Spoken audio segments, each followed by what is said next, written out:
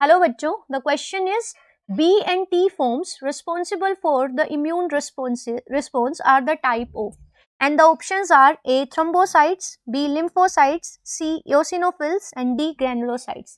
तो thrombocytes are the blood platelets जिनका काम होता है, ये ब्लड की सेल्स हैं, these are the fragments of cells and they are involved in blood clotting. तो जब बॉडी में कोई इंजरी होती है तो एक्सेसिव ब्लड लॉस को रोकने के लिए these cells are responsible. Lymphocytes is a type of WBCs. Eosinophil is also a type of WBC. Granulocyte is also a type of WBC.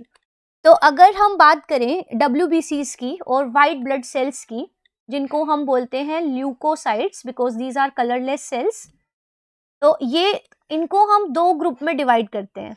One is the granulocytes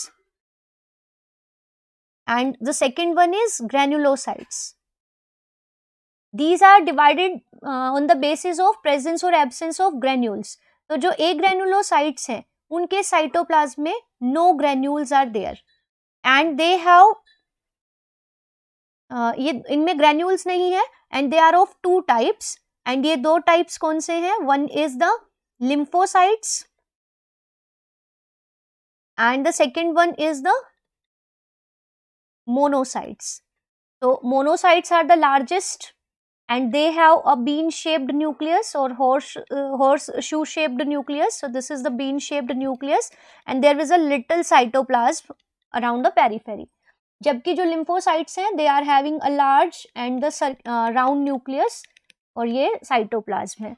जबकि granulocytes की अगर हम बात करें तो in their cytoplasm the granules are present and they have lobed nuclei. इनके nucleus lobes में बटे होते हैं and these are of three types and these are the eosinophils और एसिडोफिल्स क्योंकि ये एसिडिक डाई से स्टेन होती हैं.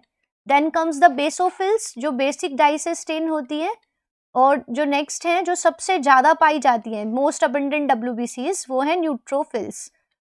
ठीक है, अब lymphocytes are of two types and these are the B lymphocytes and T lymphocytes और B cells और T cells.